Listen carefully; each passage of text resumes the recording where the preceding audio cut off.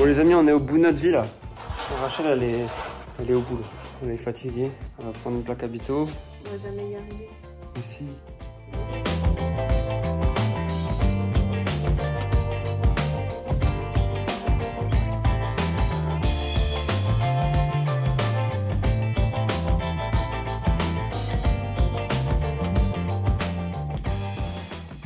Je vous montre vite fait là, on est reparti sur autre chose. En fait, mercredi, donc dans 2 jours, il y a Cineris, une société qui gère, vous savez, la mousse projetée là, qui gonfle et tout pour faire l'isolation. Et en fait, ils viennent nous isoler le plafond. Vous vous souvenez, le plafond qu'on avait déjà isolé avec la laine, avec Mr. Walt. Et en fait, on a changé parce que on a un voisin au-dessus et on veut mettre le top du top au niveau isolation phonique. Et en fait, c'est une mousse spéciale phonique, d'accord? Donc c'est pas la mousse classique avec un lambda d'isolation phonique classique, elle est optimisé pour le phonique. Et on rajoutera une petite laine en dessous en fait. Donc on va faire un combo des deux. Ça va être parfait parce que ça va vraiment assurer une étanchéité phonique plus une double combinaison hydrolatérale. Ça va être parfait. Donc c'est pour ce plafond. Et donc en fait avant de faire ça mercredi, il faut juste qu'on finisse de plaquer un maximum les murs en fait. Donc là on est en train de plaquer tout simplement ce mur là. C'est la partie salle de bain, donc habito hydro.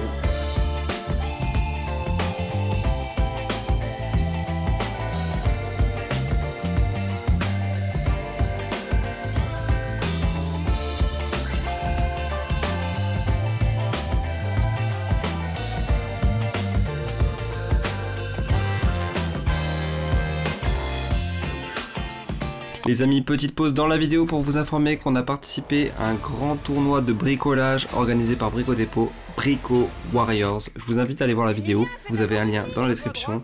C'était génial, on a passé un super moment et en plus on a affronté quelqu'un que vous connaissez, Cyril de French Rénovation. C'est tout, c'était soit l'un, soit l'autre. Let's go! Allez, Emilia! Un bruit de loser, un bruit de loser. Mon amour, t'es bien.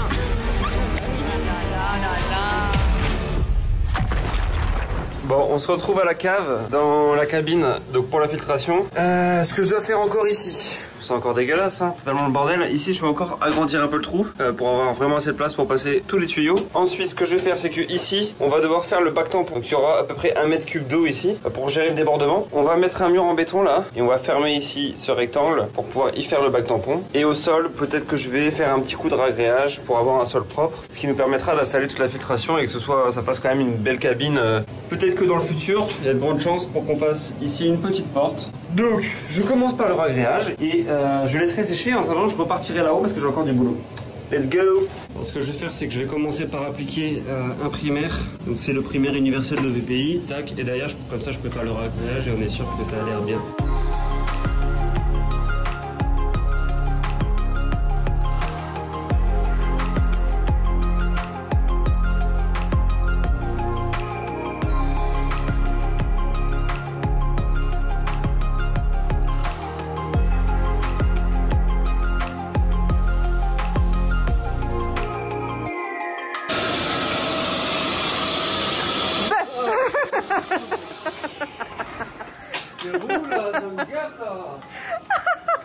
Il faudra faire un ralenti sur ça.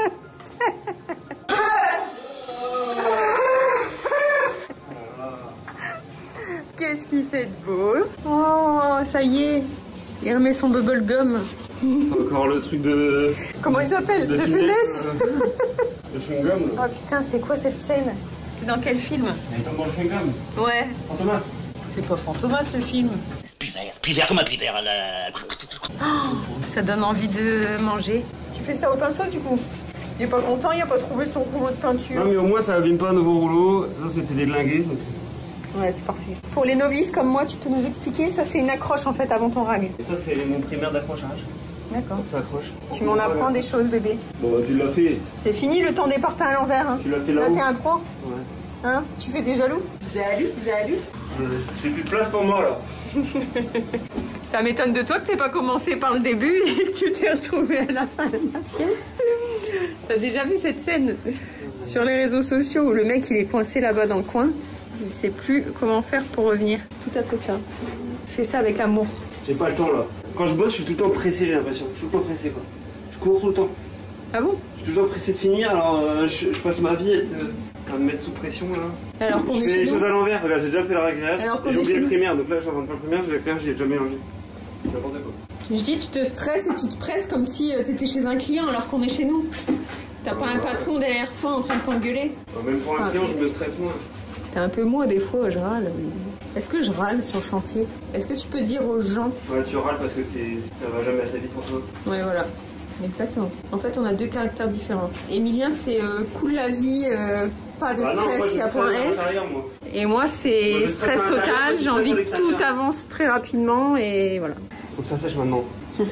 Bon, voilà, j'ai eu mon primaire, il est presque sec. Et je vais pouvoir couler mon rag. Rag! Je craque. J'ai préparé la mixture dans mon pot à peinture.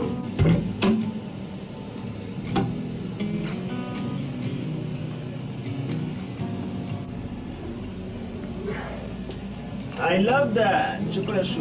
Mais en plus là-bas dans le coin, quand tu vas être coincé pour y aller. Ah bon, t'as fait que ça? Bah, je sais pas pour l'instant. Oh, j'en peux plus. Toi, Il faut qu'il s'autorise. nous a fait une crêpe en forme de cœur. Faut déjà que j'en refasse en fait. Et avec le balai, je pensais l'étaler un petit peu. Avec le balai là. Mais on a le balai bulle. Je sais pas où il est. Oh bah ça va. Ah, c'est vrai qu'on avait ça. Il est dans le garage. Comment tu fais avec ça? Non, pas du tout. Ça va mettre plein de merde dedans. Je vais te chercher ton truc à bulle. Tiens. Je vais en refaire moi en attendant.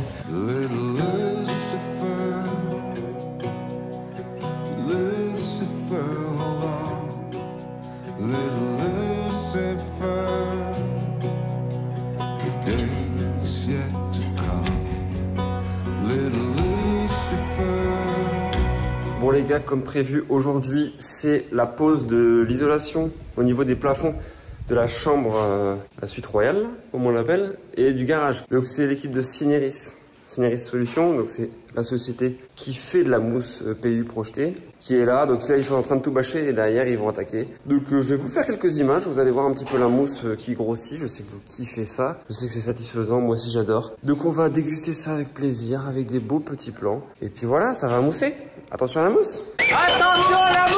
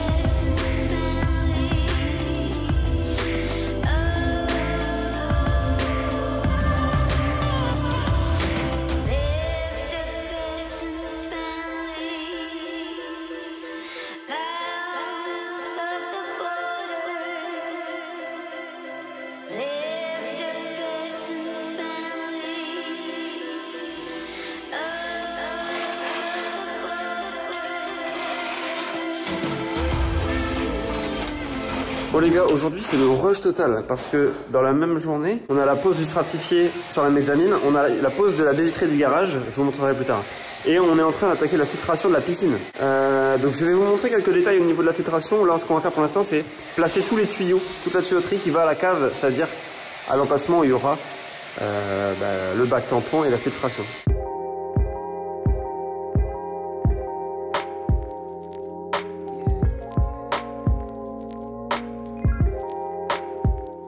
Bon, je vous fais un petit focus, là, je suis dans la cabine, dans la cave, qui va accueillir la filtration. Ici, dans ce trou-là, on va passer quoi? On va passer 3 tuyaux de sang. À quoi ils vont servir? On aura un tuyau pour l'évacuation de la goulotte. Donc en fait la goulotte c'est ce dans quoi se fait le débordement de l'eau. Donc ça c'est l'évacuation de l'eau de la goulotte qui va tomber dans le bac tampon qu'il y aura ici. Le bac tampon il sert à quoi? Il sert à accueillir la charge d'eau en fait qui sera déversée. Des fois voilà, vous rentrez à 3 d'un coup dans l'eau, boum, la goulotte elle se charge, ça évacue et hop, le bac tampon il permet d'accueillir toute cette eau là d'un coup. Le tuyau ici il va servir pour la VMC parce que j'ai envie de mettre une petite VMC dans la cabine.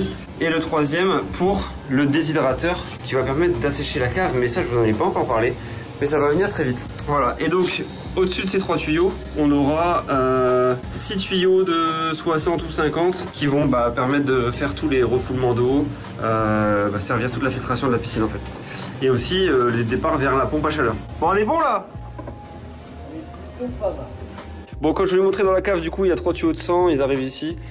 Bon, celui qui nous intéresse le plus pour l'instant, c'est celui que je disais pour l'évacuation de l'eau de la goulotte. La goulotte qui peut être vite chargée si on saute à 10 dans la piscine, ce qui est prévu. On commence le collage. Alors, très important pour le collage, utilisez une colle professionnelle. Voilà, donc utilisons une colle pro. Pourquoi c'est ultra important? Parce que là on va placer les tuyaux qui vont être enterrés peut-être à vie, on n'en sait rien, peut-être pour plusieurs vies. Et du coup il faut que ça résiste absolument à la pression, il faut que ça résiste aux intempéries, à tout, faut que ça tienne. Donc là on prend une colle pro, et dans la colle pro qu'est-ce qu'il y a? Il y a du THF. Et le THF, Florent, c'est quoi? C'est un additif qui permet de coller plus vite. Et ça drogue. Et ça drogue. Oui, donc ne prenez pas du THF, sinon vous allez être défoncé. Non, en gros, le THF, en gros, ça permet que ça colle plus rapidement. Donc c'est très pratique. Mais c'est vendu uniquement dans les magasins professionnels. Donc ça, c'est la colle de chez Interfix, donc dédiée au collage des tuyaux de la piscine. Et donc, on utilise des tuyaux donc de la marque Fit, de chez Interplast. Donc ce tuyau qu'on va utiliser pour la piscine, donc c'est le tuyau Fit Biactive rigide. Il existe aussi en flex et ce tuyau c'est le meilleur tuyau du monde.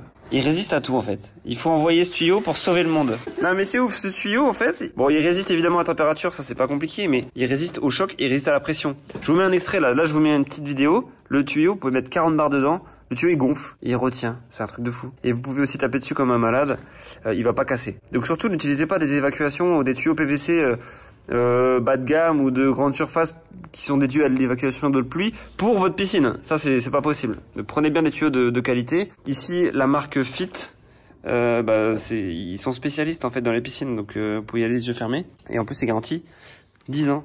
Florent il est défoncé à la colle, on n'en peut plus, il profite. C'est le patron et il a dit à ses employés: bon, vous faites tout, moi par contre je garde la partie colle, je la garde pour moi. Donc il va sur les chantiers juste pour faire la colle.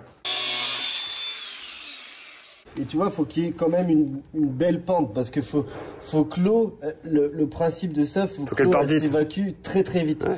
Et surtout qu'elle crée pas un bouchon. Donc là, en fait, l'avantage de le faire dans ce sens-là, et la colle ça défonce. Ah ouais, surtout la THF, celle-ci elle est bonne. Et franchement une fois je faisais des évacs et à la fin j'étais def. C'est un truc de fou. Bah, à la fin de la journée souvent on rigole bien. C'est ouf.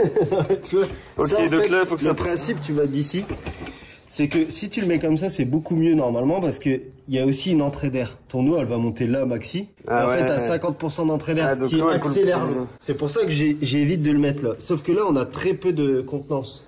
On a 4 cm de contenance à la fin. Donc, je vais être obligé de le mettre au fond. Parce que sinon, ça va être moche. Au fond, je vais remettre un coude, tu vois, et je vais tenter quand même d'avoir comme une colonne d'air qui rentre dedans. Et si jamais on voit qu'on a des problèmes d'évacuation d'eau, on pourra toujours faire un trou en haut. Tu vois, on pourra faire toujours une entrée d'air et ce sera pas trop tard. Là, on le fait pas parce que... Tu veux dire rajouter un T pour qu'il y ait de l'air qui vienne d'ailleurs? Sauf que ici, comme c'est un bac à fleurs, pour l'instant, on le fait pas. Il y a sans doute... Il y a 80% de chances que ça marche nickel. Sauf que si tu te baignes à 10, peut-être qu'à ce moment-là, on aura le problème. On n'aura jamais le problème, peut-être à 10, oui. Je mettrai un petit panneau baignade limité à 9 personnes. Bon, ok, vas-y. Je vais te faire souffler dans les tuyaux, là. Il va me faire souffler là-dedans, mais je vais pas mettre ma bouche là-dessus. C'est un peu quoi? Tape comme ça, je sais pas, mais fais quelque chose. Et je parle si tu veux, je crie. Et je crie, tu mets ton oreille, en vrai, ça... Ouais. Attends. Je peux faire du beatbox dedans si tu veux. Vas-y,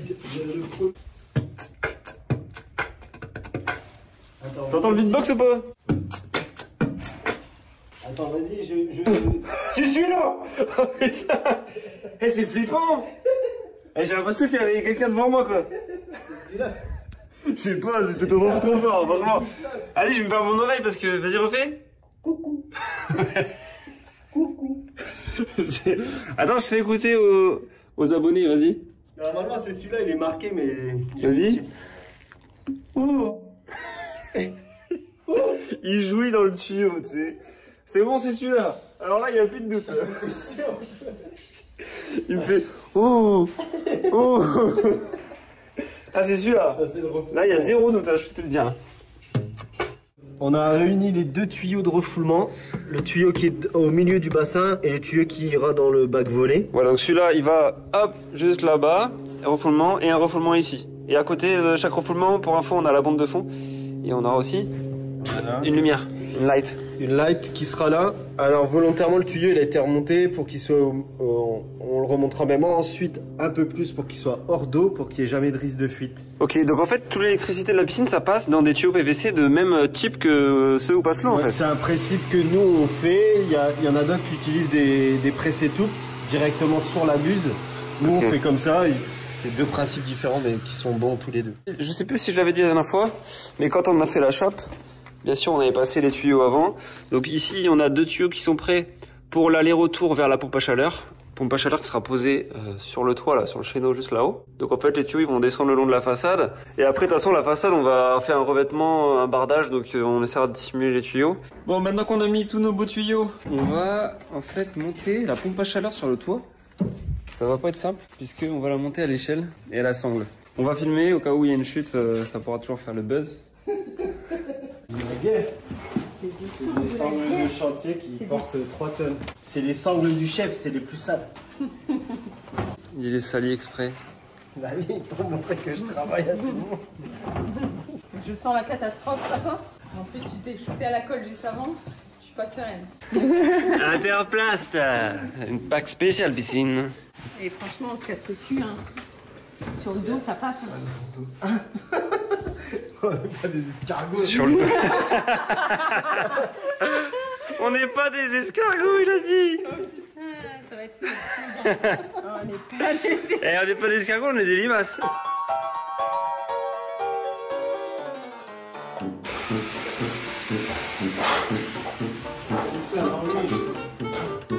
On est bon? On est bon, ça va? On attend toi. Ok, bah je te passe la sangle. Je me sécurise. Et j'ai le vertige là en vrai.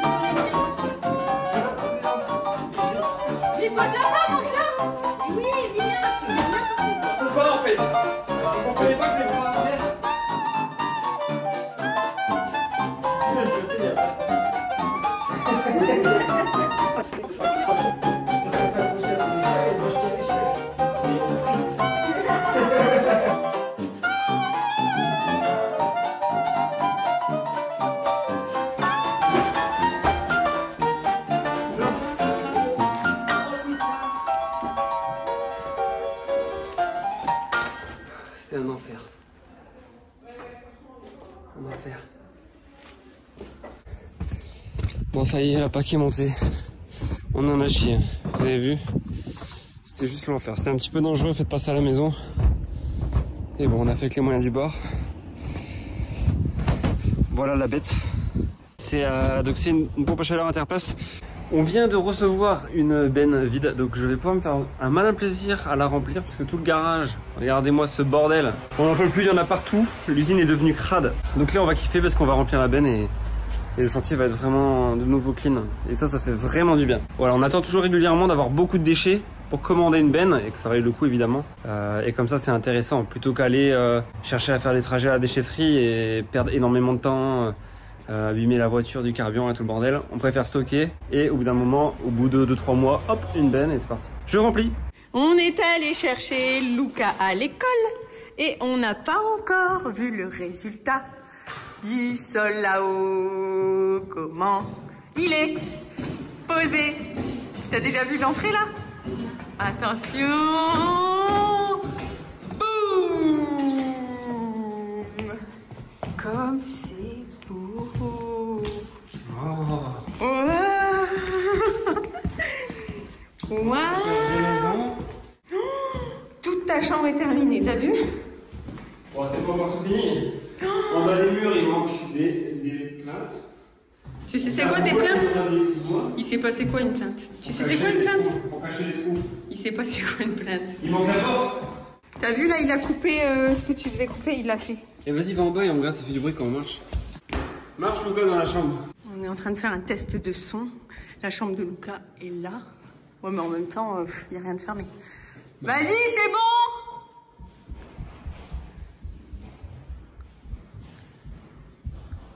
En fait, le son, il vient de là. Bah, le son, il vient de là. Là, on entend un tout petit truc étouffé. Ouais, mais il court fort aussi. Marche normalement!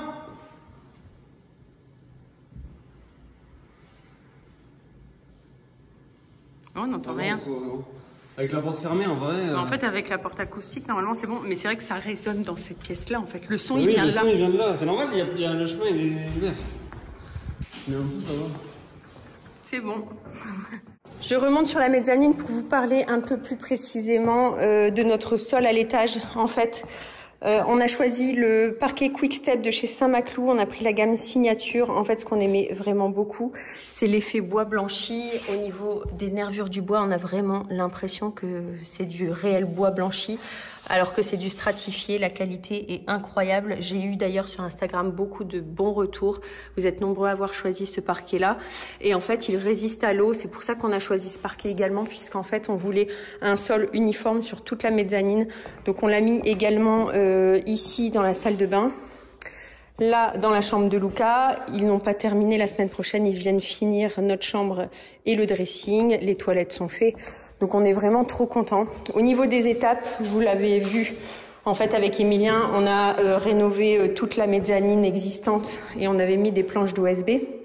Et en fait, il y avait une différence de niveau. Il y avait une légère petite bosse ici entre notre chambre et le couloir. Donc du coup, Saint-Maclou a voulu en fait faire un ragréage. Et c'est un ragréage fibré, donc c'est fait exprès pour tenir en fait sur l'OSB.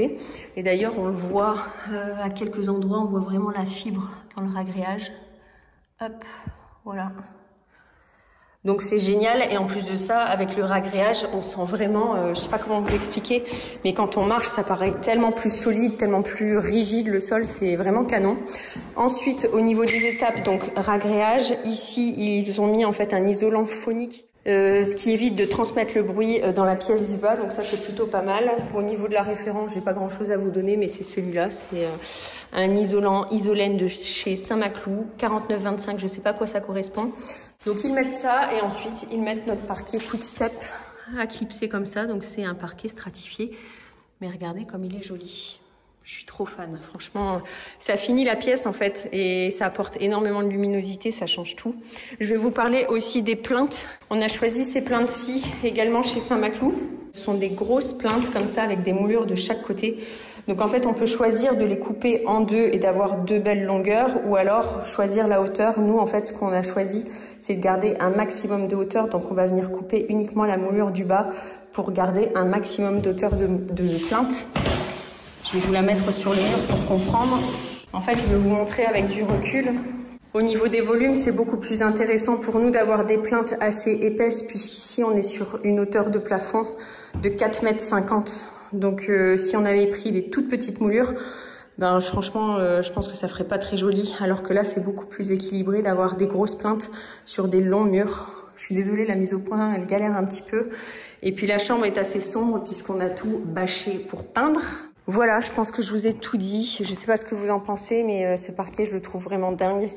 Il est vraiment super joli et les effets de bois sont vraiment incroyables.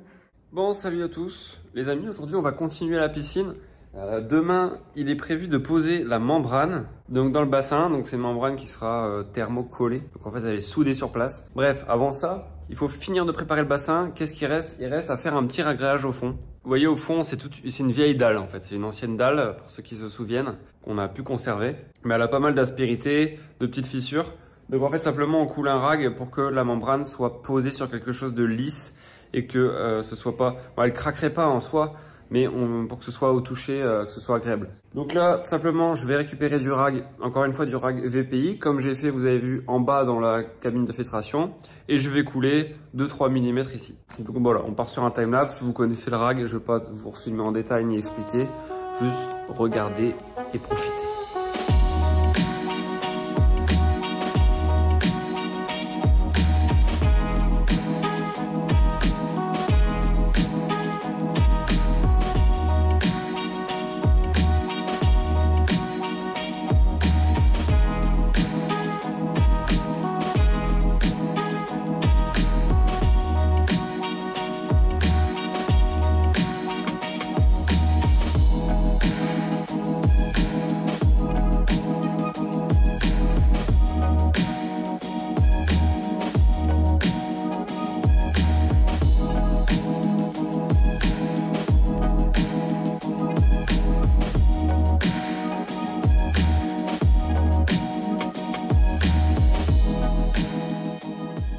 Aujourd'hui, il y a la société Sénave qui vient nous installer notre baie du garage. Donc là, c'est la porte du garage qu'on changera vraiment à la dernière minute. Et ici, on a changé la baie ici pour une baie coulissante. On va devoir aussi casser la dalle parce qu'en fait, avant, au niveau de la baie, il fallait enjamber pour pouvoir aller dans le couloir. Donc là, on va casser la dalle pour mettre la baie à ras du sol.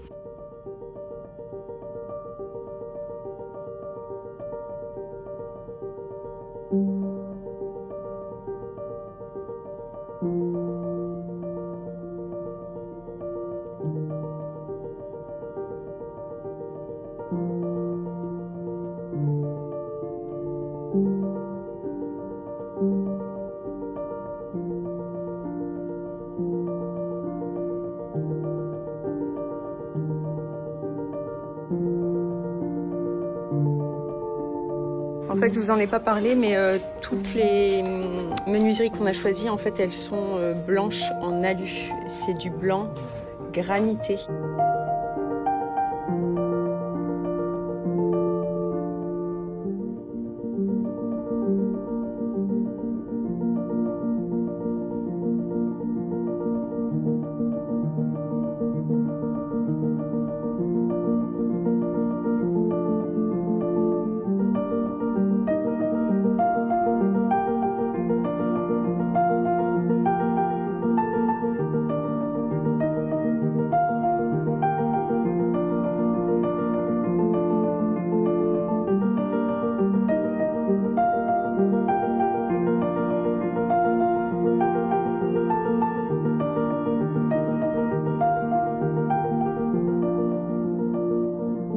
Notre baie vitrée maintenant installée. On est trop content avec Emilien parce que pour le coup c'est vraiment ce qu'on avait imaginé. Elle est magnifique.